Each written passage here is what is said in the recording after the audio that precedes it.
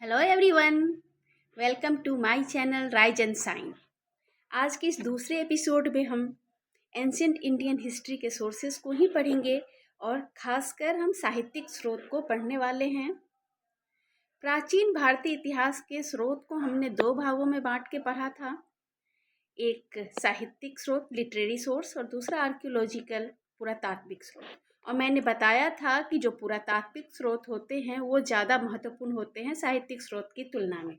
महत्वपूर्ण तो दोनों है, लेकिन ज़्यादा महत्वपूर्ण कौन सा है? ये पुरातात्विक स्रोत। इसके बारे में हमने पढ़ लिया है पहले ही क्लास में। अब हम साहित्यिक स्रोत के बारे में पढ़ना चालू करेंगे। और ये जो साहित्यिक स्रोत आप देख रहे हैं, तरह तरह के वैदिक साहित्य, इतिहास और महाकाव्य, पुराण, बौद्ध जैन साहित्य, संस्कृत साहित्य, विदेशी यात्रियों के विवरण, इन सब को हम लोग फिर फर्दर डिवाइड करके पढ़ेंगे। और इसको हम लोग कैसे डिवाइड करेंगे? तो सबसे पहले हम लिखते हैं साहित्यिक स्रोत। साहित्यिक स्रोत, ठीक है।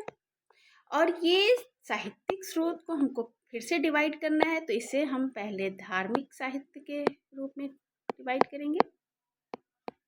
धार्मिक साहित्य, फिर दूसरा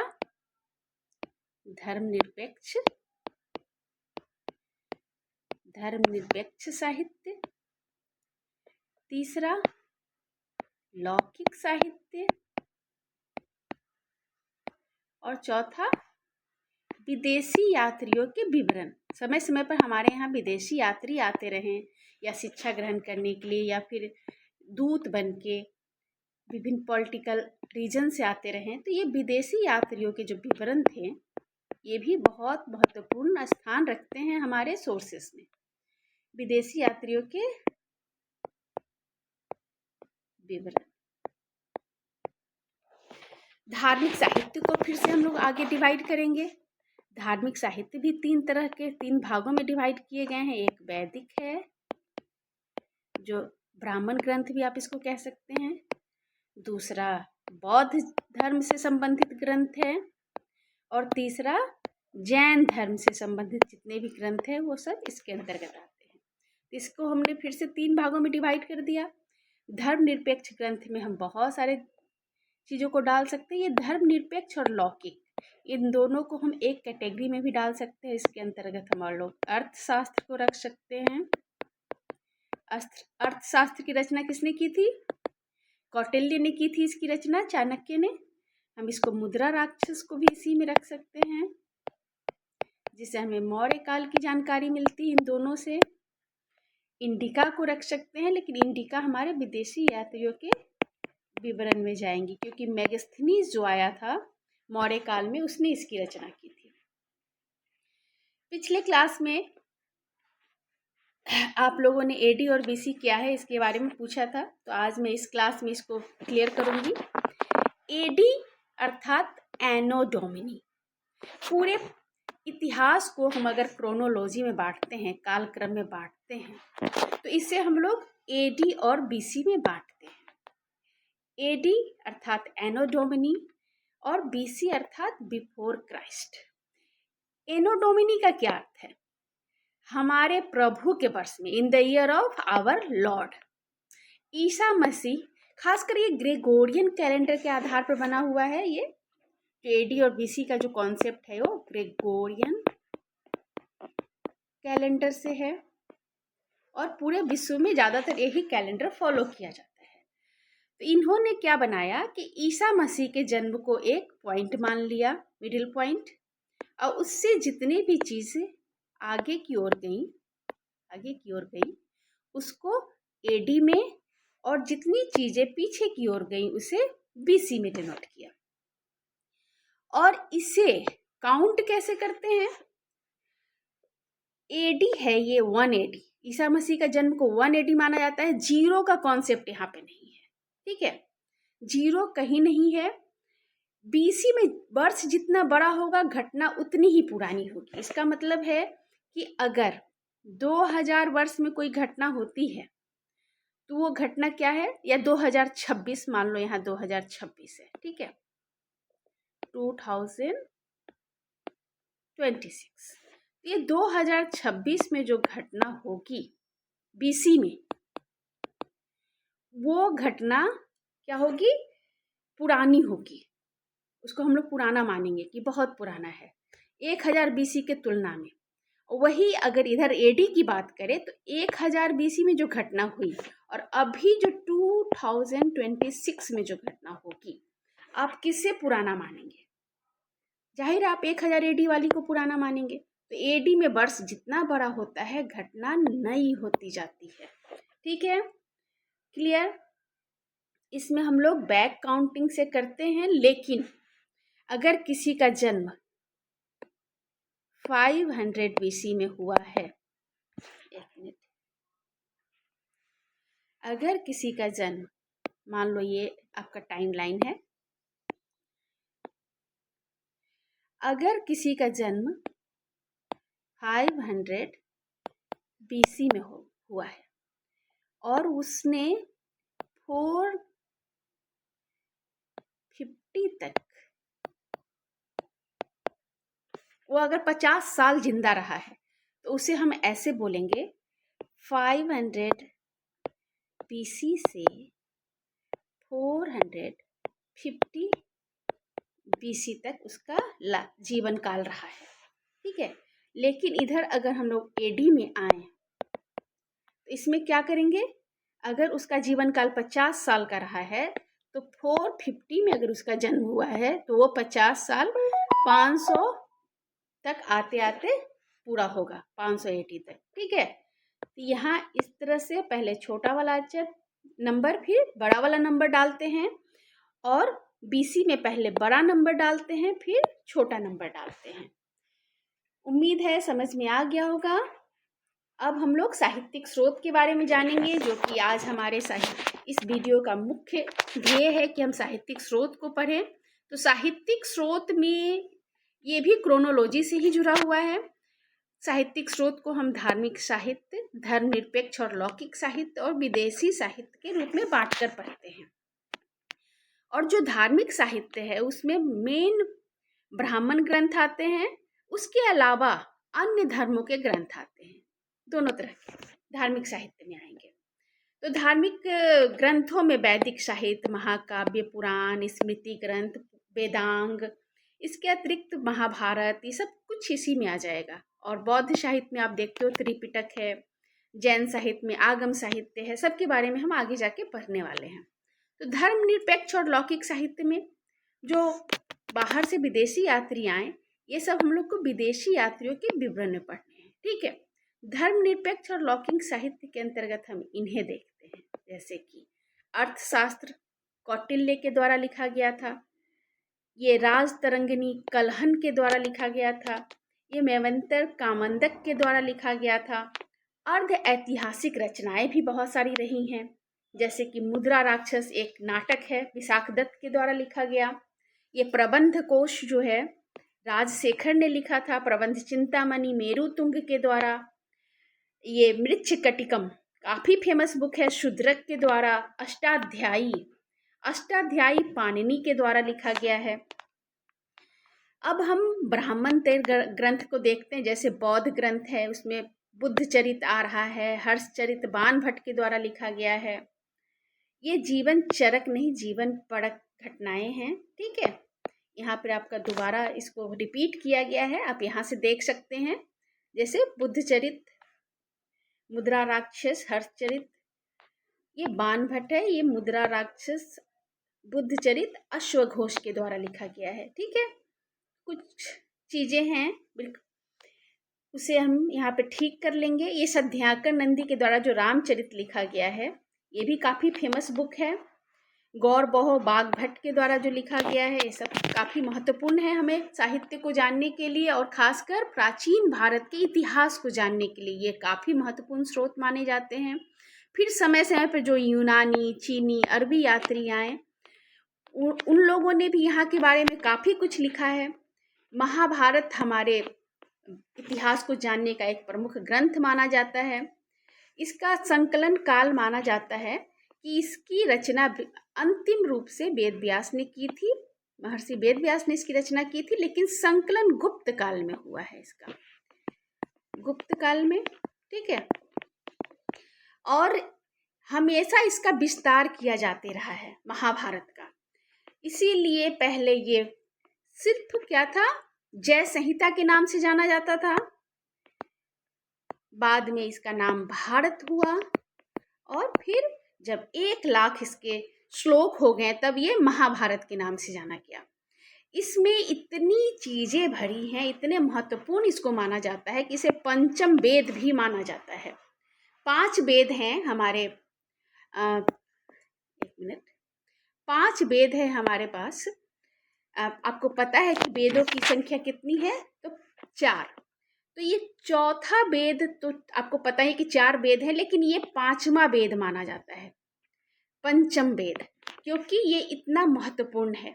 इसी में वो गीता मिलती है जो हमारे हिंदू धर्म का एक प्रमुख धार्मिक पुस्तक भी माना जाता है।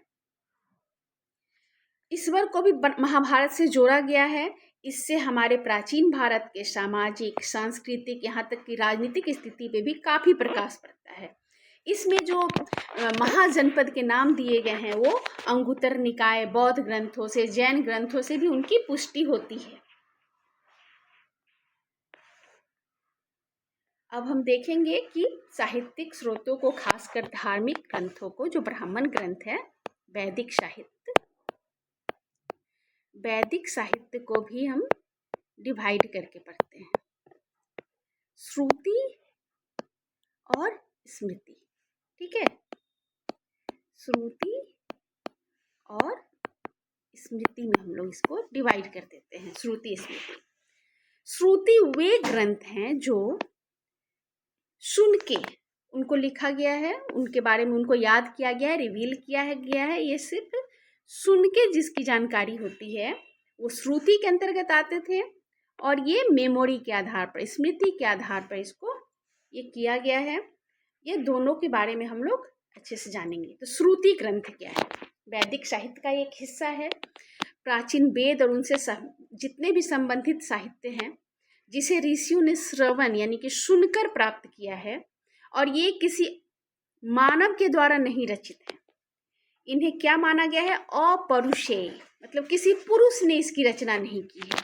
इनको दिव्य ज्ञान का स्रोत माना गया है। ऋषि मुनियों ने इनको अपने ध्यान में, इनको अपने ज्ञान के द्वारा प्राप्त किया है। इसके अंतर्गत मुख्यतः ये चारों वेद आते हैं, ऋग्वेद, सामवेद, यजुर्वेद, अथर्ववेद। ये चारों वेद इसके अंतर्गत आते हैं, और हर वेद का 4 भाग होता है।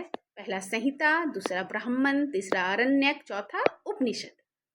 तो हर वेद से ये ब्राह्मण जुड़े हुए हैं, ये आरण्यक जुड़े हुए हैं, उपनिषद जुड़े हुए हैं। तो इन सब को श्रुति ग्रंथ के अंतर्गत डाला गया है। श्रुति और स्मृति में कुछ अंतर होता है। क्या अंतर है? तो ये श्रुति ग्रंथ जो हैं, इनको अपरुषीय माना गया है, मतलब ये इसे ईश्वर ने लिखा है, इसे किसी व्यक्ति ने नहीं रचा है, ठीक है। और स्मृति ग्रंथ इसे व्यक्ति के द्वारा, पुरुष के द्वारा रचित माना जाता है। इसे ऋषियों ने सुन के सीखा, इसे स्मरण और अनुभव पर आधारित माना जाता है। श्रुति ग्रंथ में वेद और उनसे सारे संबंधित ग्रंथ आते हैं, ये सभी ब्राह्मण, आरण्यक, उपनिषद, संहिता। और स्मृति ग्रंथ में मनुस्मृति, पुराण, महाभारत, वेदांग सभी इसके अंतर्गत आते हैं। श्रुति में सनातन, शाश्वत, अपरिवर्तनीय है। श्रुति को ऐसा माना जाता है कि ये सनातन है, शाश्वत है, इसको बदला नहीं जा सकता है। और स्मृति को समय के अनुसार हम बदलता हुआ पाते हैं, ठीक है। श्रुति ग्रंथों का क्या महत्व है? श्रुति ग्रंथ मानव कल्याण, शांति, सद्भावना और समग्र विकास का संदेश देते हैं। सत्य, ज्ञान, धर्म, रित और मोक्ष के मार्गदर्शक हैं। और ये इनका आधार क्या था? क्यों इनका निर्माण किया गया? तो ये आध्यात्मिक उन्नति के लिए, आत्म कल्याण के लिए इनका निर्माण किया गया था। अब हम देखते हैं स्मृति साहित्य। स्मृति साहित्य वे ग्रंथ हैं जो ऋषियों द्वारा रचित या संकलित हैं, जिनमें धर्म, अर्थ, काम, मोक्ष, व्यवहार, आचार विचार, यहाँ तक कि सामाजिक कानूनों आदि का भी ज्ञान दिया गया है। ये ग्रंथ वेदों पर आधारित हैं, वेदों की सहायता भी करते हैं, वेदों का अर्थ समझने में हम इनसे हेल्प लेते हैं। लेकिन ये समय के अनुसार जैसे जैसे मानव समाज चेंज होते गया वैसे वैसे ये भी परिवर्तित हुए हैं। आप देखते हो इस धर्मशास्त्र को स्मृति ग्रंथ भी कहा जाता है। स्मृति ग्रंथ भी इसे धर्मशास्त्र का नाम है। फिर इतिहास में तो बहुत सारी चीजें आ रही हैं। पुराण आप देख रहे हो, पुराणों को हम 18 कैटेगरी में बांटे हुए हैं, 18 पुराण है हमारे पास। काव्य और नीति शास्त्र भी इसके अंतर्गत आते हैं। दर्शन और अन्य ग्रंथों से जो संबंधित जो ग्रंथ है वो सभी इसमें आते हैं। स्मृति ग्रंथ भी कई तरह के हैं, जैसे मनुस्मृति, याज्ञवल्क्य स्मृति, नारद स्मृति, पराशर स्मृति, बृहस्पति स्मृति। ये सारे स्मृति काफी महत्वपूर्ण माने गए हैं। मनुस्मृति को तो कानून की संहिता ही माना जाता है प्राचीन भारत के। इसमें हम आचार, धर्म, राज्य, दंड व्यवस्था की जानकारी पाते हैं। याज्ञवल्क्य स्मृति भी विधि से, कानून से जुड़ा हुआ है, व्यवहार और प्रायश्चित से जुड़ा हुआ है। नारद स्मृति में भी न्याय और विधि संबंधी विषय आते हैं। तो ये सारे स्मृति बहुत महत्वपूर्ण माने जाते हैं। कात्यायन स्मृति में न्यायालय और कानून का जिक्र है। महाभारत और रामायण ये दोनों एपिक के अंतर्गत आते हैं, महाकाव्यों के अंतर्गत आते हैं, और इससे भी हमें इतिहास और धर्म ज्ञान की प्राप्ति होती है। 18 महापुराण है जिसमें हमको सृष्टि की रचना, धर्म, भक्ति, यहाँ तक कि हमें बहुत सारे वंशावलियों का भी पता चलता है। बहुत सारे इसके अतिरिक्त अन्य ग्रंथ हैं जो स्मृति के अंतर्गत आते हैं। तो स्मृति ग्रंथ भी वेदों पर आधारित हैं, परंतु समय, स्थान और परिस्थिति के अनुसार रचे गए हैं। इनमें 4 पुरुषार्थों का भी वर्णन है। 4 पुरुषार्थ कौन से होते हैं हमारे जीवन के? धर्म, अर्थ, काम और मोक्ष। ये 4 पुरुषार्थ माने गए हैं। इसमें बहुत सारी न्याय व्यवस्था, दंड व्यवस्था, शिक्षा, विवाह, उत्तराधिकार, संस्कार आदि का वर्णन है। स्मृति ग्रंथ समय के अनुसार संशोधित होते रहे हैं। स्मृति साहित्य के बारे में हम जानेंगे। स्मृति ग्रंथ के अंतर्गत बहुत कुछ आ रहा है, लेकिन कुछ स्मृति साहित्य भी हैं जिसके बारे में हमने पहले देखा। मनुस्मृति, याज्ञवल्क्य स्मृति, नारद स्मृति, पराशर स्मृति, बृहस्पति स्मृति, इसके अतिरिक्त कात्यायन स्मृति और भी बहुत सारे स्मृति हैं।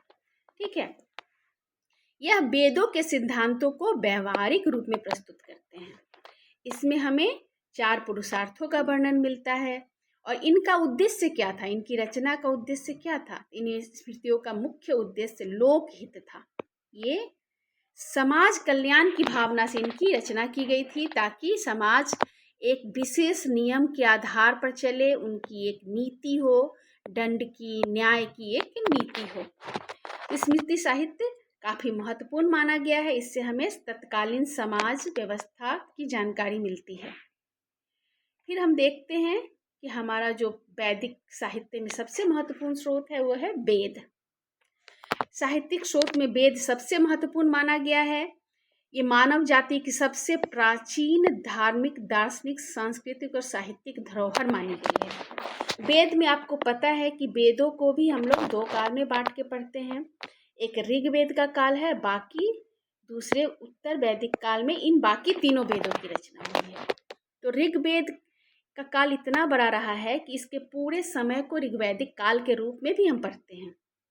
ये सबसे प्राचीन वेद माना जाता है, यहाँ तक कि ये वर्ल्ड का सबसे पुराना वेद भी माना गया है। तो वेद क्या है? वेद बहुत गहन ध्यान और समाधि की अवस्था में इसको प्राप्त किया गया है। वेदों के ज्ञान को ऋषि मुनियों ने गहन ध्यान और समाधि की अवस्था में ज्ञान को प्राप्त किया और अनेक ऋषियों के द्वारा इन वेदों का संकलन किया गया है। बहुत सारे ऋषियों ने मिलकर इसका संकलन किया है, जिसमें कुछ महिलाओं का भी नाम आता है। द्वापर युग में महर्षि कृष्णदेवराय ने इन सब वेदों का संकलन किया। वेद व्यास ने, इसीलिए इसका रचयिता के रूप में हम वेद व्यास का नाम लेते हैं, लेकिन उन्होंने सिर्फ इसका संकलन किया था। वेद अपरुषेय हैं, किसी पुरुष ने इसकी रचना नहीं की है। इन्होंने मौखिक ज्ञान को, वेद व्यास ने क्या किया था, इसके मौखिक ज्ञान को लिपिबद्ध किया था और इसको 4 भागों में बांट दिया था वेदों को। अब हम देखेंगे ऋग्वेद के बारे में। ये ऋग्वेद वर्ल्ड का सबसे प्राचीन ग्रंथ माना जाता है, पूरे विश्व का साहित्य है सबसे प्राचीन ऋग्वेद। ऋग्वेद चारों वेदों में सबसे प्राचीन है और यह ऋचाओं का वेद है।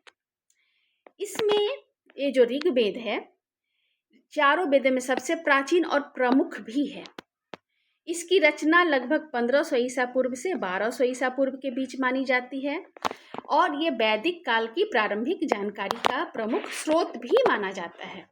इसमें देवताओं की स्तुति, प्रार्थना और यज्ञ का वर्णन मिलता है। बहुत सारे देवताओं की महिमा का वर्णन मिलता है। अग्नि, इंद्र, वरुण, मित्र, सूर्य, उषा आदि की महिमा का वर्णन है। बहुत सारी नदियों का इसमें उल्लेख मिलता है। इसे 10 मंडल में बांट के, देखो 10 मंडल में बांटकर इसको बनाया गया है। मंडल मतलब अध्याय, और इसमें टोटल 1028 सूक्त माने गए हैं। ऋचाएं कितनी है? 10,552 ऋचाएं हैं। इसमें दार्शनिक विचारों, प्रकृति, प्रेम और एकेश्वरवाद के अंश दिखाई देते हैं। यह वैदिक संस्कृति की जानकारी देता है, आर्य जीवन की जानकारी देता है और पूरे वैदिक साहित्य का यही नींव माना जाता है। यह भारतीय संस्कृति, धर्म, भाषा, दर्शन सबकी जानकारी देता है। यह वेद जो है उपनिषद, पुराणों और अन्य ग्रंथों के लिए मूल स्रोत माना गया है। इसी के आधार पर अन्य ग्रंथों की रचना की गई है और ये बहुत ही महत्वपूर्ण माना जाता है। इसके जो 10 मंडल हैं, इसे कितने मंडल में बांटा गया है? तो 10 मंडलों में बांटा गया है। 10 मंडल जो है, इसमें से कुछ मंडल हैं जो काफी महत्वपूर्ण माने गए हैं, जैसे कि पहला, फर्स्ट, एक मिनट,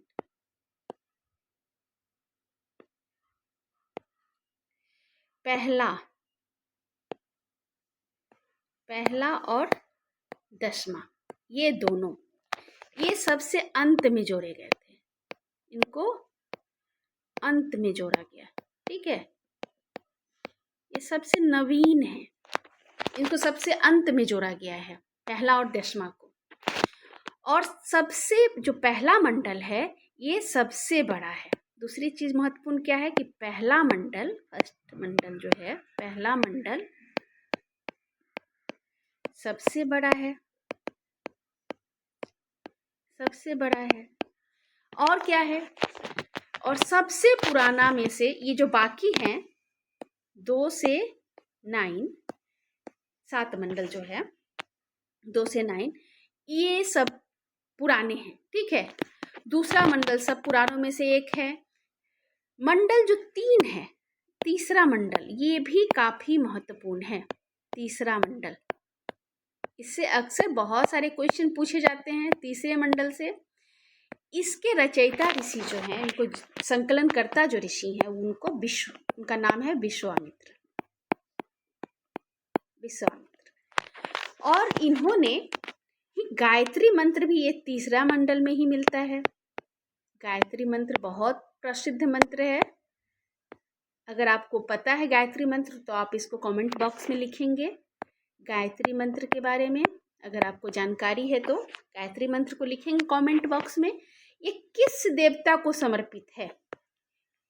ये किस देवता को समर्पित है? तो ये सविता या सूर्य देव को समर्पित है, ठीक है। सविता या सूर्य देव, सविता या सूर्य देव को समर्पित है। सविता ही नाम सूर्य देव का भी है, ठीक है।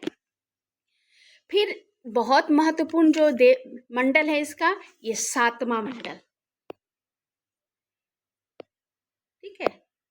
सप्तम मंडल जो है ये काफी महत्वपूर्ण माना जाता है, क्योंकि जो 10 राज्य युद्ध आप तो सुनते हैं, 10 राजाओं का युद्ध, 10 राज्य, 10 राजाओं का युद्ध। इस युद्ध की जानकारी हमें इस सप्तम मंडल से ही मिलती है। युद्ध किसके किसके बीच में हुआ था? तो ये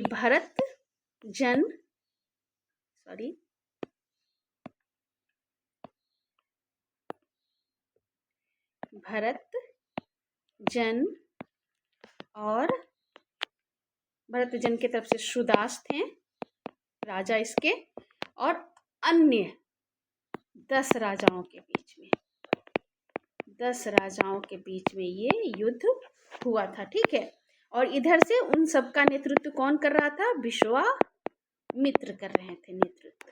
और इधर से सेनापति कौन थे? वशिष्ठ थे, इनके मुख्य पुरोहित। तो ये सप्तम मंडल भी काफी महत्वपूर्ण है, इसमें 10 राजाओं का उल्लेख मिलता है। और ये राजाओं का जो संघ था, 10 राजाओं का संघ, और ये सुदास राजा, इनकी ये युद्ध कहाँ हुआ था? तो ये युद्ध हुआ था रावी नदी के तट पे। रावी नदी के तट पे ये युद्ध हुआ था। कौन सा युद्ध? 10 राज्य युद्ध। किस मंडल में है? किस मंडल में है? तो ये सप्तम मंडल में है, सप्तम मंडल। ठीक है, याद रखेंगे। इसके अतिरिक्त जो नवम मंडल है वो भी काफी महत्वपूर्ण माना जाता है। नवम मंडल, नवम मंडल किस लिए महत्वपूर्ण है? तो ये पूरा का पूरा मंडल ही सोम देवता को समर्पित है। सोम एक पेय पदार्थ भी माना जाता है, एक देवता का भी नाम है। ठीक है, तो सोम पेय पदार्थ और सोम देवता दोनों को ही ये मंडल पूरी तरह से समर्पित है, नवम मंडल। फिर आपका 10वां मंडल भी काफी महत्वपूर्ण है। ठीक है, 10वां मंडल जो है, 10th मंडल, ये भी काफी महत्वपूर्ण है। ये भी बाद में जोड़ा गया है, और इसी में वो जो काफी फेमस है, पुरुष सूक्त, पुरुष सूक्त। ठीक है, पुरुष सूक्त, जिसमें हमको क्या मिलता है? चारों वर्णों की उत्पत्ति की जानकारी मिलती है। एक विराट पुरुष के अंगों से चारों वर्णों की उत्पत्ति का साक्ष्य मिलता है। ठीक है, तो चारों वर्णों की उत्पत्ति का साक्ष्य हमें इसी से मिलता है, चारों वर्णों की उत्पत्ति। हालांकि जो वैदिक काल था उसमें इन चारों वर्णों को कर्म के आधार पर बांटा गया था, और धीरे धीरे आगे चल के सामाजिक जब विसंगतियां हुई तो इसे जन्म के आधार पर बांट दिया गया। तो चारों वर्ण कौन कौन से चारों वर्ण थे? तो चारों वर्ण कौन कौन से थे? तो ये 4 वर्ण थे: ब्राह्मण, क्षत्रिय, वैश्य एंड शूद्र। ये 4 वर्ण में किस सूक्त में बांटा गया है? तो ये पुरुष सूक्त में बांटा गया है। इसके अतिरिक्त इस 10वें मंडल में ही हमें सृष्टि की उत्पत्ति की जानकारी मिलती है। सृष्टि की उत्पत्ति, और किससे? तो एक सूक्त है नासदीय सूक्त, नासदीय सूक्त। नदियों के प्रशंसा में भी सूक्त लिखा गया है। बहुत सारी नदियों की जानकारी हमें इससे मिलती है। ये सारे काफ़ी महत्वपूर्ण हैं, हमारे इतिहास को जानने के लिए बहुत महत्वपूर्ण है। अब हम देखते हैं यजुर्वेद। तो ये हमारे दूसरा वेद है यजुर्वेद। ये भी काफ़ी महत्वपूर्ण है। इसे गद्य और पद्य दोनों के रूपों में लिखा गया है। एक चीज़ मैं बताना भूल गई कि जो यज्ञ पुरोहित होते हैं, जो वेदों को जानते हैं, तो अलग अलग वेदों को जानने वाले पुरोहितों को अलग अलग नामों से जाना गया है। जैसे कि जो ऋग्वेद को पढ़ता है या फिर उसका ज्ञाता होता है, उसे हम क्या कहते हैं? होता, होता। ठीक है, या फिर होत्री, ठीक है, होत्री के नाम से इन्हें जाना जाता था। जो ऋग्वेद को पढ़ने वाले या संकलन करने वाले, इसके पुरोहित जो होते थे या फिर जो यज्ञ कराते थे, ऋग्वेद के मंत्रों को पढ़ते थे, उन्हें होता, होत्री या होत्र कहते थे। ठीक है, उसी प्रकार जो यजुर्वेद के पुरोहित होते हैं, जो यजुर्वेद के मंत्रों को जानते हैं, इस वेद को जानते हैं, उसे भी एक विशेष नाम से बुलाया जाता है। ठीक है, तो यजुर्वेद के पाठकर्ता को क्या कहते हैं? यजुर्वेद के पाठकर्ता को कहते हैं अथर्वयु। अथर्वयु, ठीक है, ये है यजुर्वेद के पाठकर्ता। यजुर्वेद के पाठकर्ता अथर्वयु कहलाते हैं। और यजुर्वेद में हम देखते हैं कि ये मुख्यतः कर्मकांड पे आधारित है। और इसमें हम देखते हैं कि ये दोनों रूपों में गद्य और पद का अर्थ क्या है? मतलब कविता और कहानी दोनों तरह से इसकी रचना की गई है। इसमें चारों वेदों में जो यज्ञ कर्मकांड से जो संबंधित जितने भी मंत्र हैं वो सब इसमें दिए गए हैं। यज्ञ में बोले जाने वाले मंत्रों को यजुष कहा जाता था। इसकी रचना काल 1200 से 800 ईसा पूर्व मानी जाती है और ये उत्तर वैदिक काल में इसकी रचना हुई है।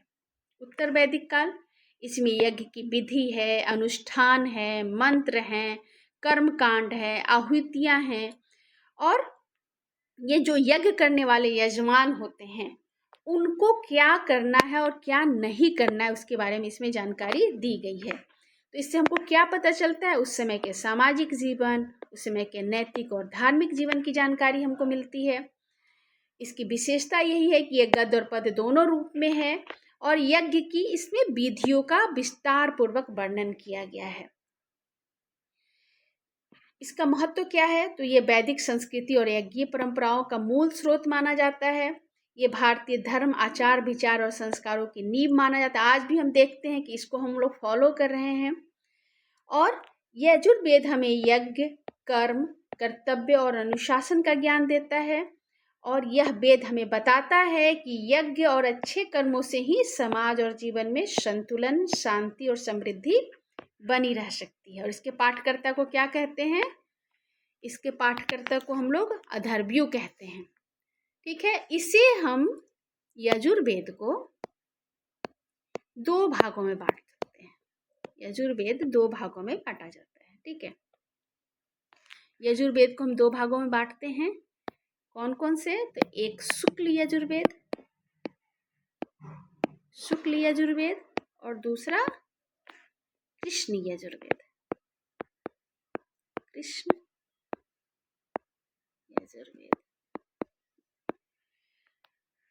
ये वाजसनेयी, इसको वाजसनेयी भी कहा जाता है। शुक्ल यजुर्वेद को वाजसनेयी, क्योंकि वाजसनेयी नाम के एक ऋषि ने इसकी रचना की थी।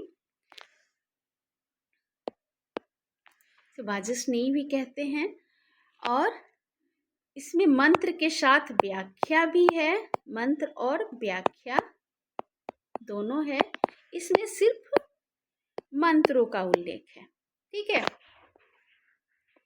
अब हम सामवेद के बारे में जानेंगे। ये भी महत्वपूर्ण, ये तीसरा वेद हमारा काफ़ी महत्वपूर्ण वेद है। ये सामवेद चारों वेदों में तीसरा वेद है और यह साम यानी संगीतबद्ध मंत्रों का वेद है। इसे सामवेद को भारतीय संगीत का जनक भी माना जाता है। इसमें कुल मंत्र कितने हैं? 1875 मंत्र हैं, 1549 ऋचाएँ हैं, लगभग 75,000 शब्द हैं। यह वेद गाने के लिए, उपासना के लिए और आध्यात्मिक साधना के लिए इसका उपयोग किया जाता है।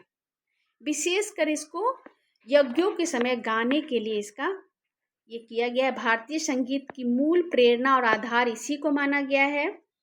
और सामवेद मंत्रों का जो संगीत में उच्चारण है मन को काफ़ी शुद्ध और शांत करता है। तो सामवेद को हम लोग क्या कह सकते हैं? भारतीय संगीत का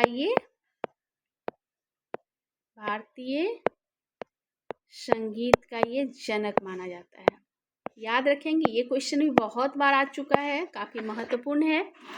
और सामवेद को जो पाठकर्ता होते हैं, इसके पाठकर्ता को क्या कहते हैं? सामवेद को पढ़ने वाले को क्या कहते हैं? तो उद्गाता या उदात्री या उद्गाता, ठीक है, ये कहलाते हैं सामवेद के पाठकर्ता। अब हम अथर्ववेद के बारे में जानेंगे। चारों वेदों में चौथा वेद है। ये अथर्व और अंगिरस ऋषियों से संबंधित है। इसको भूमि का वेद भी कहा जाता है और ये चारों वेदों में सबसे बाद का वेद है। इसको 20 अध्यायों में बांट के इसकी रचना की गई है। इसका रचना काल 1200 से 1000 ईसा पूर्व के बीच माना गया है। इसके जो ज्ञाता हैं, जो अथर्व वेद के ज्ञाता होते हैं, उन्हें ब्रह्मा कहा जाता है। ठीक है, इस वेद का एक और नाम है अथर्वांगिरस। ठीक है, यह लोक जीवन से अधिक संबंधित है। इसमें प्रार्थना, स्तुति, शांति पाठ, उपचार, तांत्रिक मंत्र, वशीकरण, पूजा पाठ, तंत्र मंत्र सब कुछ इसमें मिलता है। इसमें ही पृथ्वी सूक्त और स्कंभ सूक्त जैसे महत्वपूर्ण सूक्त मिलते हैं, इसीलिए इसको पृथ्वी भूमि का वेद भी कहा गया है। इसमें जादू टोना, रोग निवारण, गृह सुरक्षा, राज्य की रक्षा आदि विषयों का भी वर्णन मिलता है। बहुत सारे मंत्र हैं जो शांति के लिए, आरोग्य के लिए या फिर लंबी आयु के लिए, समृद्धि के लिए, सुख की कामना के लिए बहुत सारे इसमें मंत्र मिलते हैं। ठीक है, और यहीं से दार्शनिक विचारों का भी समावेश होना शुरू हो जाता है। तो इससे हमें क्या जानकारी मिलती है? तो हमें प्राचीन भारतीय समाज के धार्मिक, सामाजिक और दैनिक जीवन की जानकारी मिलती है। तो अथर्ववेद के जो रचनाकर्ता हैं या फिर ज्ञाता पुरोहित हैं, उनको क्या कहा जाता है? तो उनको ब्रह्मा कहा जाता है। ज्ञाता को, अथर्ववेद के ज्ञाता क्या कहलाते हैं? ब्रह्मा कहलाते हैं। इनका एक और नाम है अथर्ववेद का, अथर्वांगिरस। अथर्वांगिरस मतलब अथर्वा और अंगिरस ऋषियों ने मिलकर इसको बनाया, इसलिए अथर्वांगिरस भी इसे कहते हैं। अब हम ब्राह्मण साहित्य के बारे में जानेंगे।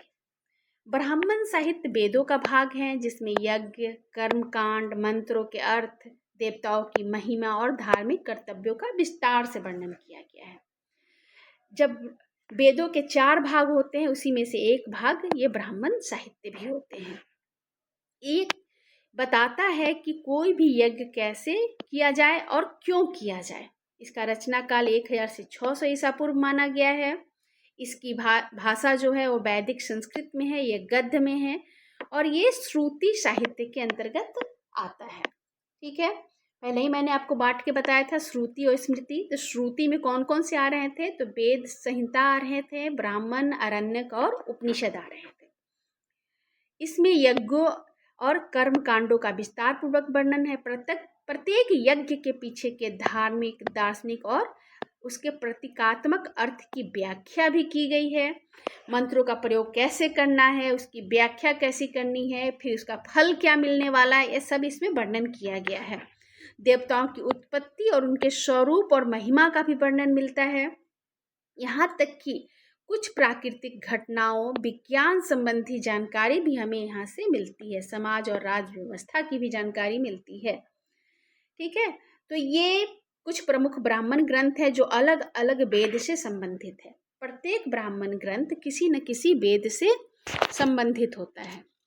तो यहाँ पे अलग अलग ब्राह्मण ग्रंथों के बारे में दिया गया है जो अलग अलग वेदों से संबंधित हैं। जैसे कि ऋग्वेद के 2 ब्राह्मण ग्रंथ यहाँ पर बताए गए हैं, एक ऐत्रेय ब्राह्मण और दूसरा कौशितकी ब्राह्मण। ठीक है, यजुर्वेद का भी 2 ब्राह्मण हैं, एक तैत्रीय ब्राह्मण, दूसरा शतपथ ब्राह्मण। यजुर्वेद को हम लोग 2 भागों में बांटे थे, शुक्ल और कृष्ण। तो ये तैत्रीय और शतपथ यजुर्वेद से ही संबंधित हैं। ठीक है, 25 ब्राह्मण सामवेद से 25 और सामवेद से ही जैमिनी है। तो सामवेद के भी 2 ब्राह्मण हो गए।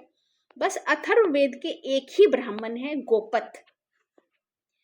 तो ये आपको याद रखना पड़ेगा कि किसका कौन सा ब्राह्मण है। ये अक्सर क्वेश्चन पूछा जाता है। ठीक है, कि किस वेद का कौन सा ब्राह्मण है।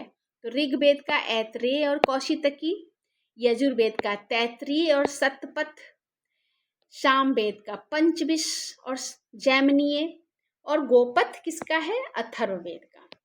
तो गोपथ आपको याद रहेगा कि अथर्ववेद का है क्योंकि इसका सिर्फ एक है, और ऐत्रेय और कौशितकी ऋग्वेद का है। ये इतनी बार ये रिपीट होगा कि आपको याद हो जाएगा, क्योंकि ये ब्राह्मण ही नहीं, ऐत्रेय ब्राह्मण, इस ऐत्रेय आरण्यक भी हो जाएंगे। सबका नाम लगभग सेम ही रख दिया गया था बाद में जाके, इसलिए ये ज़्यादा आपको याद करने में मुश्किलें नहीं आएंगी। आरण्यक, ये भी एक श्रुति ग्रंथ है। आरण्यक वैदिक साहित्य का वह भाग है जिसमें यज्ञों के गूढ़ अर्थ को, उपासना के तरीके को, ध्यान को, प्रतीकवाद को, आत्मविद्या का सबका प्रतिपादन किया गया है। और आरण्यक का अर्थ ही होता है वन, जंगल, ठीक है।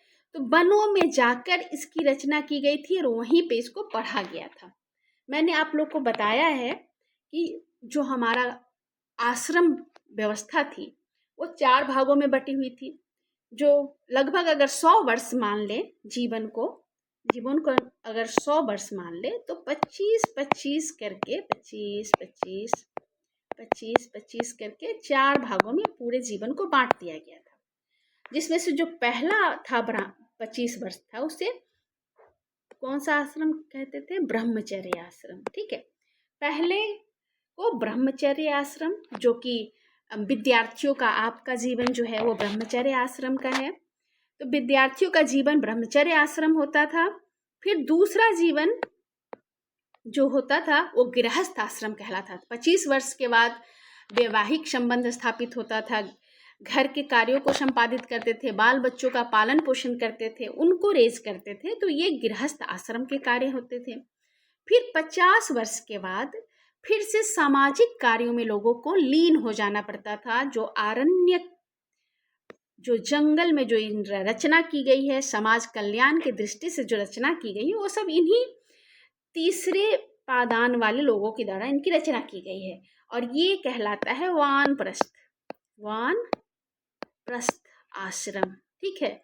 तो वानप्रस्थ आश्रम में जो जाते थे वो 50 से 75 वर्ष के बीच के लोग होते थे, और उनका जंगलों में जाके अपने आप को प्राप्त करना, आत्मज्ञान को प्राप्त करना, समाज कल्याण के लिए रचनाएं करना, कार्य करना, सामाजिक कार्य करना, यही मुख्य ध्येय होता था वानप्रस्थ आश्रम के लोगों का। और चौथा आश्रम संन्यास आश्रम कहलाता था, जिसमें लोग संन्यास ले लेते थे और भगवान में लीन हो जाते थे। तो ये 4 आश्रम में बटा हुआ है। तो इन्हीं कहते हैं कि ये जो आरण्यक है वो किस आश्रम में, उसकी वानप्रस्थ में इसकी रचना की गई है। ये जंगलों में इसकी रचना की गई है, वनों में ही इसको पढ़े जाने वाले ग्रंथ भी कहते हैं। और इसमें यज्ञों के रहस्यमय अर्थ को व्याख्या किया गया है, विभिन्न देवताओं और ब्रह्म की उपासना के तरीके बताए गए हैं, ध्यान के तरीके बताए गए हैं, ओंकार उपासना की जानकारी इसी से हमको मिलती है।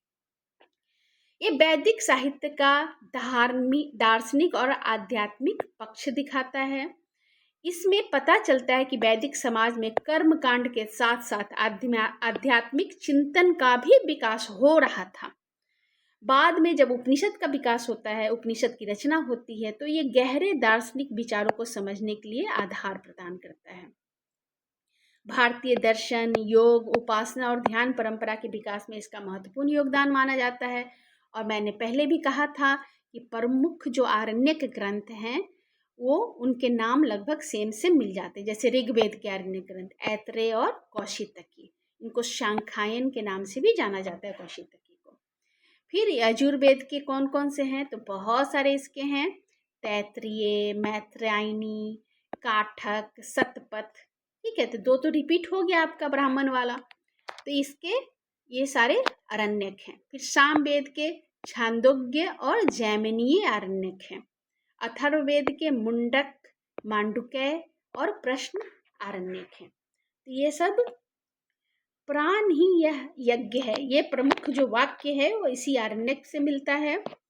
आरण्यक ग्रंथ क्या है? वैदिक साहित्य के भाग हैं जो मनुष्य को बाह्य कर्म कांड से हटाकर आंतरिक साधना, ध्यान और आत्म विद्या की ओर ले जाते हैं, और उपनिषद के निर्माण की ये भूमिका भी तैयार कर देते हैं। उपनिषद कितने हैं आपको पता है? उपनिषद के बारे में, ये भी श्रुति ग्रंथ है। उपनिषद कितने हैं? तो 108 माने गए हैं उपनिषद। उपनिषद वैदिक साहित्य का ज्ञान कांड माना जाता है। इसका अर्थ ही है गुरु के समीप बैठकर गूढ़ ज्ञान प्राप्त करना। गुरु के समीप बैठकर ज्ञान प्राप्त करना ही उपनिषद का अर्थ होता है। और ये वैदिक साहित्य का अंतिम भाग है, इसलिए इसको क्या कहते हैं? वेदांत भी कहते हैं। उपनिषद को वेदांत भी कहते हैं, वेदों का अंत।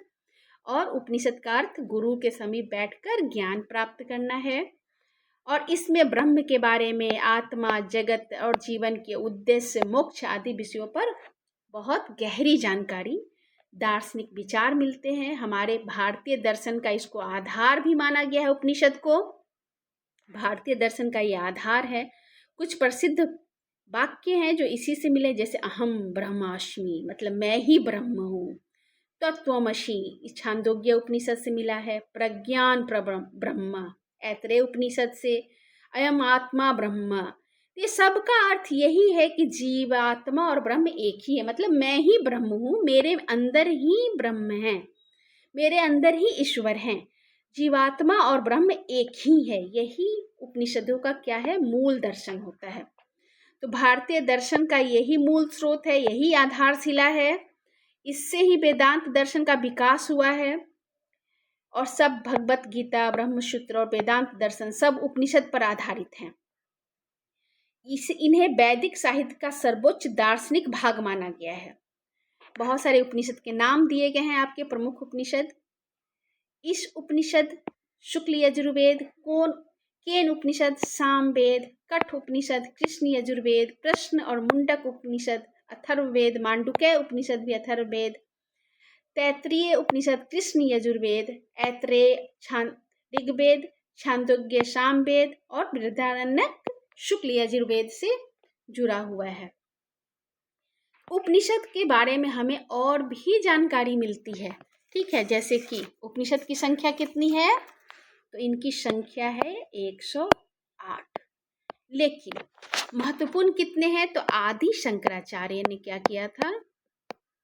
आदि शंकराचार्य, आपको पता होगा, 4 मठों की स्थापना इन्होंने की थी 4 दिशाओं में हमारे देश के।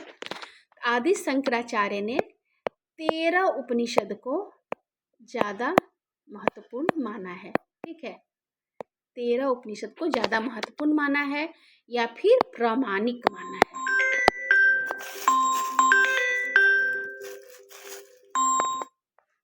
प्रामाणिक माना है, ठीक है। सबसे बड़ा और सबसे प्रामाणिक इसको माना है। 13 उपनिषद को महत्वपूर्ण और प्रामाणिक माना है। और इसी में जो मुंडक उपनिषद है, मुंडक उपनिषद जो है, उसी में वो प्रसिद्ध वाक्य हमें प्राप्त होता है। कौन सा? सत्यमेव जयते, सत्यमेव जयते, जो मिला है अशोक के पिलर पे भी लिखा हुआ मिला है, ठीक है। तो ये प्रसिद्ध वाक्य हमें कहाँ मिलता है? तो ये मुंडक उपनिषद में हमें मिलता है। ये भी क्वेश्चन बहुत बार आ चुका है।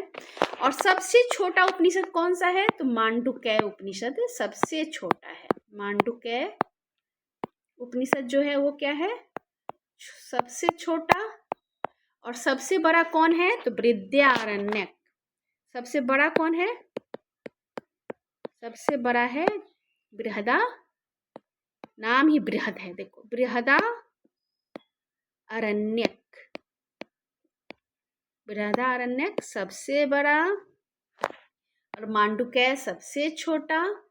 और मुंडक उपनिषद से क्या मिला है? सत्यमेव जयते मिले हैं। तो ये सब बहुत महत्वपूर्ण है। साथ में ये जो आप देख रहे हो, जो प्रसिद्ध महावाक्य हैं, अहम ब्रह्मास्मि बृहदारण्यक से मिला है, तत्त्वमसि छांदोग्य उपनिषद से, प्रज्ञान परम ब्रह्म ऐतरेय उपनिषद, अयमात्मा ब्रह्म मांडुक्य उपनिषद। तो ये सब प्रमुख वाक्य अक्सर पूछ लिए जाते हैं कि कहाँ से इन्हें मिला है, तो आप इसका स्क्रीनशॉट लेके रख लें। अब हम देखेंगे वेदांग। वेदांग क्या है? तो वेदांगों की भी आपको जानकारी है कि वेदांग वेदों के अध्ययन, संरक्षण और सही अर्थ को समझने के लिए इन सहायक शास्त्रों की रचना की गई थी। वेदांगों की रचना की गई थी। तो वेदांग भी काफ़ी महत्वपूर्ण है। और हम देखते हैं कि 6 अंग माने जाते हैं वेदांगों को। क्या माना गया है? तो वेद पुरुष का अंग माना गया है। वेद एक पुरुष है मान लो, तो उसके 6 अंग हैं ये वेदांग, 6 अंग। और कौन कौन से अंग हैं ये? तो पहला अंग क्या है? शिक्षा। पहला अंग है शिक्षा, और इसको उच्चारण शास्त्र या वेदों की नाक कहा गया है। ठीक है, वेदों की नाक, अगर वो पुरुष है तो उसकी नाक है ये शिक्षा। दूसरा कल्प, इसके अंदर हमको किसकी जानकारी मिलती है? तो इसके अंदर हमें अनुष्ठान और कर्म कांड विधि की जानकारी मिलती है। तो कोई भी अनुष्ठान या कर्म कांड विधि हाथों से किया जाता है, ये वेदों के हाथ माने गए हैं। ठीक है। तीसरा है व्याकरण। व्याकरण वेदांग, व्याकरण वेदांग है ये। ठीक है, तो ये व्याकरण वेदांग में भाषा संरचना माना गया है। तो भाषा संरचना मुख से बताते हैं, तो इसलिए वेदों का मुख, वेद पुरुष का इसे मुख माना गया है। चौथा कौन सा है? चौथा कौन सा है? तो निरुक्त है। निरुक्त, ये निरुक्त शब्दों की व्युत्पत्ति, उसके अर्थ को बताता है। तो इसको हम लोग सुनते हैं, इसलिए ये वेदों का कान माना गया है। ठीक है। पांचवा आता है छंद। ये एक शास्त्र है, छंद शास्त्र, मंत्रों की छंदोबद्ध संरचना इसमें बताई गई है। तो छन छन पैर समझ लो इसका, तो ये वेदों का पैर माना गया। याद करने के लिए इसको हम लोग छन छन से पैर याद कर लेंगे। छठा है ये ज्योतिष। ज्योतिष भी एक वेदांग है, काफी महत्वपूर्ण। ज्योतिष समय और खगोल विज्ञान की जानकारी इससे हमें मिलती है। इसे वेदों का नेत्र माना गया है, आंख माना गया है। ठीक है, तो ये काफी महत्वपूर्ण जानकारी है, इसे आप लोग याद रखेंगे। तो शिक्षा वेदों के उच्चारण, स्वर, मात्रा, बल, संधि आदि का ज्ञान कराता है, और शुद्ध उच्चारण और विधि की जानकारी देता है। और ये वेदों का क्या है? नाक है। फिर कल्प क्या है? यज्ञ, अनुष्ठान, संस्कार और कर्म कांड की विधि बता रहा है। इसके अंतर्गत हम 4 सूत्रों के भी, 3 सूत्रों को भी जानते हैं, शौच सूत्र, गृह सूत्र और धर्म सूत्र। ठीक है, 3 ही सूत्र होते हैं, 3 सूत्र, शौच सूत्र, गृह सूत्र और धर्म सूत्र, जिनके अंतर्गत जानकारी दी गई है। ठीक है, और इन सूत्रों, ये सुलभ सूत्र है जो इसी गृह सूत्र के अंतर्गत आता है, और इसमें हम जो यज्ञ वेदिका बनाई जाती है उसका माप की जानकारी सुलभ सूत्र में मिलती है। माप की जानकारी इसमें हमको यज्ञों के वेदिका बनाने के लिए किस तरह से बनाना चाहिए वो पूरी जानकारी इसमें मिलती है। तो ज्यामिति की भी जानकारी मिल गई इससे आपको। ठीक है, ज्यामिति की भी आपको जानकारी इससे मिल गई, और ये वेदों का क्या है? हाथ माना गया है। फिर व्याकरण, व्याकरण को क्या माना गया है? तो इसे वेदों का मुख माना जाता है। इससे हम शब्दों की शुद्ध रचना, उसके सही रूप रूपांतर का ज्ञान पाते हैं। और पाणिनि की जो अष्टाध्यायी है वो सबसे प्रमुख रचना मानी गई है इसकी। ठीक है, तो व्याकरण काफी महत्वपूर्ण। फिर आप देखते हो निरुक्त। निरुक्त या वेदों में जितने भी कठिन शब्द होते हैं उनके अर्थ और उनकी व्युत्पत्ति को समझाता है। और यास्क ऋषि ने इसकी रचना की थी। निरुक्त इनका एक प्रमुख ग्रंथ है यास्क ऋषि का। और निरुक्त को क्या कहा गया है वेद पुरुष का? इसे कान कहा गया है। ठीक है, इसे वेद पुरुष का कान कहा जाता है। छंद, यह वेदों में प्रयुक्त छंदों, ये मीटर नहीं है। ठीक है, छंदों की जानकारी करवाता है। ये सब गायत्री, त्रिष्टुप, जगती आदि छंदों की रचना करना, गणना सिखाता है हमें। तो छंद को मैंने क्या कहा था वेद पुरुष का? ये छन छन से मैंने इसको जोड़ दिया था, इसलिए ये पैर है। ठीक है, वेद पुरुष का पैर माना जाता है। और ज्योतिष को वेद पुरुष का नेत्र माना गया है। ठीक है, यह यज्ञ, अनुष्ठान और धर्म कर्म के लिए मुहूर्त बताता है, काल गणना करता है, ग्रह नक्षत्रों का ज्ञान कराता है, और वेदांग ज्योतिष इसकी जानकारी हमें देते हैं। ठीक है, वेदों का अंग होने के कारण ही इन्हें वेदांग कहा जाता है। वेदों के अध्ययन के लिए, उनके अर्थ को समझने के लिए इसकी रचना की गई थी। अब हम लोग देखते हैं, ये भी आता है हमारा साहित्यिक स्रोत के अंतर्गत, रामायण। रामायण एक प्राचीन महाकाव्य है और इसकी रचना महर्षि वाल्मीकि ने की थी। ये मर्यादा पुरुषोत्तम श्री राम के जीवन, उनके आदर्शों और धर्म पालन की कथा है। ठीक है, तो इसके रचयिता कौन है? वाल्मीकि। इसका रचना काल लगभग 5वीं से 4वीं शताब्दी ईसा पूर्व मानी गई है, BC, और इसकी भाषा संस्कृत है, वैदिक संस्कृत। इसको 7 कांडों में अर्थात 7 अध्यायों में बांट के इसकी रचना की गई है। सबसे बाल कांड, अयोध्या कांड, अरण्य कांड, किष्किंधा कांड, सुंदर कांड, युद्ध कांड और उत्तर कांड। ये सुंदर कांड महावीर बजरंगबली से जुड़ा हुआ है। कुल श्लोक इसके 24,000 हैं और इसके मुख्य पात्र श्री राम हैं, सीता जी हैं, लक्ष्मण जी, भरत, हनुमान, सुग्रीव, विभीषण, रावण आदि इसके मुख्य पात्र हैं। इसके अतिरिक्त भी बहुत सारे पात्र हैं और ये मानव जीवन के आदर्शों और मूल्यों का प्रतीक माना जाता है। इससे हमें भारतीय समाज की संरचना का पता चलता है। यह केवल धार्मिक ग्रंथ नहीं है, बल्कि यह भारतीय संस्कृति, नैतिकता और आदर्श जीवन का मार्गदर्शक भी माना जाता है। महाभारत की कथा, ये महाभारत कथा भी काफ़ी महत्वपूर्ण इसे माना गया है। महाकाव्य है ये भारत का और हमारे ऐतिहासिक सोर्स में ये बहुत महत्वपूर्ण स्थान रखता है। इसकी रचना वेद व्यास ने की थी और ये धर्म, नीति, ज्ञान, भक्ति और जीवन के सभी पहलुओं के बारे में इसकी जानकारी मिलती है। इससे हमें वैदिक जो महाजनपद थे उनके बारे में जानकारी मिलती है, वैदिक काल की नहीं, महाजनपद की इससे जानकारी मिलती है।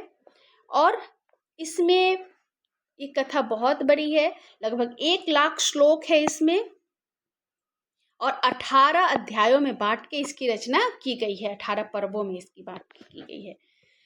इसमें कहा गया है अंतिम रूप से इसका संकलन गुप्त काल में हुआ था, हालांकि इसकी रचना प्राचीन काल में ही लगभग 7वीं शताब्दी ईसा पूर्व में ही कर दी गई थी। ठीक है, इसमें वेदों, उपनिषदों, पुराणों और नीति का सार इसमें मिलता है। और गीता बहुत महत्वपूर्ण ये चीज़ है, ये गीता इसी का हिस्सा है। ठीक है, गीता जो भारतीय ब्राह्मण वर्गों का जो प्रमुख ग्रंथ है, ये गीता उसका अनमोल ग्रंथ माना जाता है। ठीक है, भगवत गीता जिसे हम जानते हैं।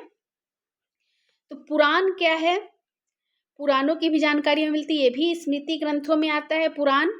पुराणों में सृष्टि की उत्पत्ति, देवताओं के बारे में, ऋषियों के बारे में, राजाओं के वंशावली के बारे में, मनवंतर, तीर्थ, धर्म, मोक्ष सबकी जानकारी हमें मिलती है। ठीक है, 18 महापुराण हैं। टोटल पुराण कितने हैं? तो 18 हैं और इसमें से कुछ बहुत महत्वपूर्ण माने गए हैं पुराणों में। इससे हमें भारतीय संस्कृति, इतिहास, धर्म, दर्शन और जीवन मूल्यों की जानकारी मिलती है। ये पुराण काफ़ी महत्वपूर्ण माने जाते हैं क्योंकि इसमें राजाओं की वंशावली मिलती है, जैसे कि ब्रह्म पुराण, विष्णु पुराण, शिव पुराण, भागवत पुराण, नारद पुराण। ये अलग अलग काल में इसकी रचना की गई है। इसमें से बहुत सारे पुराण हैं जिनकी रचना कहाँ हुई है? तो गुप्त काल में इसकी रचना हुई है। इसके अतिरिक्त अब हम ब्राह्मण साहित्य के अतिरिक्त बौद्ध साहित्य और जैन साहित्य भी धार्मिक साहित्य के अंतर्गत आते हैं। तो जो साहित्य बुद्ध और उनके जीवन उपदेशों से संबंधित है वो बौद्ध साहित्य के अंतर्गत आता है, जिसका सबसे प्रमुख ग्रंथ त्रिपिटक है। त्रिपिटक, विनय पिटक, सुत्त पिटक और अभिधम्म पिटक। ये पिटक का अर्थ होता है टोकरी, 3 टोकरी, त्रिपिटक। 3 टोकरी में अलग अलग चीजें रखी गई हैं। तो विनय पिटक जो है इसमें भिक्षुओं और भिक्षुणियों के नियम, आचार और अनुशासन का वर्णन है। सुत्त पिटक में बुद्ध के उपदेश, प्रवचन और संवाद हैं। और अभिधम्म पिटक में क्या है? इसमें दर्शन है, मनोविज्ञान है, तत्व ज्ञान है और विभिन्न विषयों का गहन विश्लेषण किया गया है। इसके अतिरिक्त भी बहुत सारे बौद्ध ग्रंथ हैं, जैसे धम्मपद, जातक कथाएं, शुद्ध निपात, मिलिंदपन हो, ललित विस्तार, महावंश, दीपवंश। ठीक है, तो ये सब बहुत सारे इसके अन्य ग्रंथ है जिससे हमें उस तत्कालीन समाज की जानकारी मिलती है, इतिहास की जानकारी मिलती है, संस्कृति की जानकारी मिलती है और दर्शन की भी जानकारी मिलती है। तो इसको हम लोग सब जब बौद्ध धर्म को पढ़ेंगे तो उसमें और विस्तार से सबके बारे में पढ़ेंगे। जैन साहित्यिक स्रोत, ये भी हमारे प्राचीन इतिहास को जानने के लिए प्रमुख स्रोत माने जाते हैं। ये हमारे प्राचीन इतिहास को धर्म, समाज, संस्कृति और राजनीतिक व्यवस्था और अर्थव्यवस्था की जानकारी देता है। इसमें सबसे प्रमुख आगम साहित्य कहलाते हैं, फिर निरोध, प्रकीर्णक, चरित्र साहित्य, काव्य साहित्य, इतिहास, पुराण, शिलालेख, अभिलेख सभी इसके अंतर्गत आते हैं जो जैन साहित्य की जानकारी देते हैं। इसमें हम लोग जैसे कि कथा साहित्य, बृहत कथा कोश, त्रिषष्टि शलाका पुरुष चरित्र, उपदेश माला, इस तरह के बहुत सारे सोर्स हैं जो हमको जानकारी देते हैं। आगम साहित्य सबसे महत्वपूर्ण साहित्य है, ये जैन धर्म का मूल ग्रंथ है। इसकी रचना भगवान महावीर के उपदेशों पर ही आधारित है। इसको कई भागों में बांटा गया, जैसे 12 अंग, 12 उपांग, 6 छेद सूत्र, 4 मूल सूत्र और 10 परिकीर्णक शामिल हैं। इसमें जैन धर्म, दर्शन, आचार, कथा, इतिहास सबकी तो जानकारी मिलती ही है, साथ में अन्य जो धर्म थे उनकी भी जानकारी और उस समय के आचार विचार की जानकारी मिल जाती है।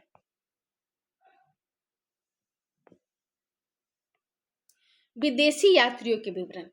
प्राचीन काल में बहुत सारे विदेशी यात्री आए थे और उन्होंने यहाँ के धर्म समाज को देख के अपने विवरण में उसकी जानकारी दी थी। तो जब सबसे पहले हम यूनानी यात्रियों को देखेंगे। ये यूनानी यात्री काफ़ी प्राचीन काल से हमारे यहाँ आते रहे हैं। तो मेगास्थनीज जो था वो करीब 4वीं से 3वीं शताब्दी के बीच में आया था। यह चंद्रगुप्त मौर्य, आपको पता होगा 322 BC में मौर्य साम्राज्य की स्थापना चंद्रगुप्त मौर्य ने की थी। तो ये 4वीं शताब्दी हो गया। तो 4वीं से 3वीं शताब्दी के बीच में ये आया और चंद्रगुप्त मौर्य के दरबार में ये रहा। वहीं उसने इंडिका नाम की एक ग्रंथ की रचना की जिसमें भारत की राजनीति, समाज, अर्थव्यवस्था, नगर और उसके प्रशासन का वर्णन किया। तो इंडिका बहुत महत्वपूर्ण सोर्स माना जाता है। हालांकि इंडिका अभी मूल रूप में उपलब्ध नहीं है, लेकिन इंडिका का बहुत सारे अन्य इतिहासकारों ने इसका विवरण लिखा है, इसलिए इंडिका काफ़ी महत्वपूर्ण है और उसके सोर्स हमें अन्य जगहों से मिल जाते हैं, जैसे स्ट्रैबो, एरियन, ये सब जो आए बाद में, इन्होंने इंडिका का रेफरेंस अपने अपने बुक में दिया है। एरियन ने सिकंदर के भारत अभियान और भारत के जनजीवन का वर्णन किया है। स्ट्रैबो ने भारत की भौगोलिक स्थिति, नदियाँ, व्यापार, जनजीवन, रीति रिवाजों का उल्लेख किया है। तो यूनानी जो यात्री आए उन्होंने काफ़ी महत्वपूर्ण विवरण दिया है जिससे भारतीय इतिहास की अच्छी जानकारी मिलती है। फिर चीनी यात्री, प्रमुख चीनी यात्री जो हैं उनके विवरण महत्वपूर्ण स्थान रखते हैं। ये फाहियान 5वीं शताब्दी में आया था। गुप्त काल में चंद्रगुप्त सेकंड के काल में आया था। इसने गुप्तकालीन भारत की शासन व्यवस्था की जानकारी दी। बौद्ध धर्म के अध्ययन के लिए आया था, तो बौद्ध धर्म की जानकारी, शिक्षा, समाज और कानून का भी वर्णन किया है। वेनसांग 7वीं शताब्दी में आया था, हर्षवर्धन के काल में। इसने नालंदा विश्वविद्यालय में अध्यापन भी किया। इसने बौद्ध धर्म के बारे में, यहाँ के नगरों, शिक्षा और सामाजिक स्थिति का पूरा विवरण दिया है। इत्सिंग भी 7वीं शताब्दी में आया और मुख्य रूप से नालंदा में ही ये भी पढ़ने आया था और इसने भी बौद्ध धर्म के बारे में ही ज़्यादा जानकारी दिया है। ये अरब यात्री बाद में के हैं, इनकी जानकारी हम बाद में लेंगे, ठीक है, लेकिन इनकी जानकारी भी काफ़ी महत्वपूर्ण है। अल बरूनी, इब्न बतूता, अल मसूदी, सब ने यहाँ के बारे में काफ़ी रोचक जानकारियाँ दी हैं। तो इन यात्रियों के विवरण से हमें क्या पता चलता है? तो हमें प्राचीन भारत के इतिहास, संस्कृति और सभ्यता को समझने में बहुत सहायता मिलती है। यूनानी यात्री, तो प्रमुख यूनानी यात्री कौन कौन से थे? तो मेगास्थनीज, डायमेकस, डायनोसियस, अरिस्टोबुलस, एरियन, है ना। यूनानी यात्रियों ने भारत को एक समृद्ध, विशाल और सुव्यवस्थित देश बताया था। इन्होंने ही सोने की चिड़िया के रूप में प्रचार कर दिया। मेगास्थनीज ने अपनी पुस्तक इंडिका में भारत की राजनीति के बारे में बताया है, समाज, अर्थव्यवस्था और धर्म का वर्णन दिया है, समाज का वर्णन दिया है। जैन साधुओं का भी इन्होंने उल्लेख किया है जो अहिंसा का पालन करते थे। इन्होंने जैन धर्म की तपस्या, उपवास सबका जिक्र किया है। इन्हें भारतीय लोगों की जो धार्मिक सहिष्णुता है, नैतिकता और दार्शनिक विचारों की भी सराहना की है। यूनानी यात्रियों के विवरण भारत के बारे में जानने का एक प्रमुख स्रोत है। अरब यात्री और उनके विवरण, इन्होंने जो अलबरूनी था, इसने भारत की भौगोलिक स्थिति के बारे में बताया है। यहाँ के समाज, धर्म, विज्ञान, गणित, दर्शन सबकी जानकारी, यही जो थे अरब यात्री, उन्होंने यहाँ के खगोल शास्त्र या फिर गणित का जानकारी लेके बाहर तक फैलाया। नहीं तो अरेबिक नंबर जो कहा जाता है वो हिंदसा के नाम से इन्होंने उसको यहाँ से सीखा और बाहर जाके फैलाया, तो अरबों के द्वारा फैलाया गया, इसलिए वो अरेबिक कहलाया। ठीक है, तो न्यूमरल्स जो थे वो सिर्फ भारत के लोग जानते थे, बाद में वो यूरोप तक पहुंचा है अरबों के द्वारा। इनसे विज्ञान, शिक्षा, ज्ञान परंपरा की जानकारी मिली, धर्म, दर्शन और धार्मिक मान्यताओं की जानकारी मिली, व्यापार, उद्योग और आर्थिक समृद्धि की जानकारी मिली। इन्होंने समाज, रीति रिवाज और जीवन शैली के बारे में लिखा, यहाँ की राजनीतिक व्यवस्था और शासन प्रणाली के बारे में लिखा और भारत की भौगोलिक स्थिति के बारे में भी लिखा। कला, साहित्य और संस्कृति भी इनकी विवरणों में पाए जाते हैं। प्राचीन भारत में आए सभी प्रमुख चीनी यात्री कौन कौन से थे? तो फाहियान प्रमुख हैं। इसके अतिरिक्त और भी बहुत सारे यात्री आए हैं। वैनसांग, इत्सिंग, शांगयुन, हुईली, इन सब ने यहाँ के बारे में लिखा है।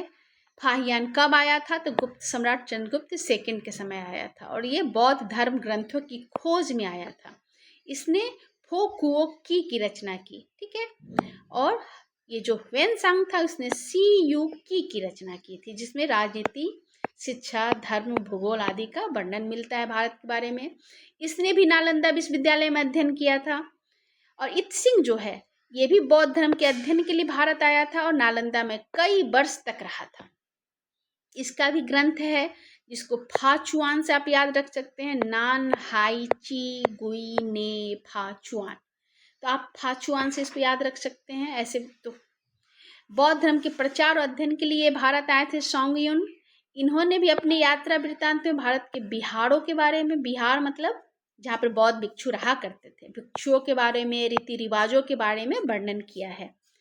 हुईली भी बौद्ध धर्म के अध्ययन के लिए भारत आए थे और उनके विवरण में हमें भारतीय समाज और बौद्ध विहारों की जानकारी मिलती है। तो चीनी यात्रियों के विवरण प्राचीन भारत के इतिहास, संस्कृति, धर्म और समाज को जानने के लिए एक महत्वपूर्ण स्रोत है। Okay, thank you. अगले वीडियो में हम लोग फिर मिलते हैं पाषाण काल को लेके। धन्यवाद।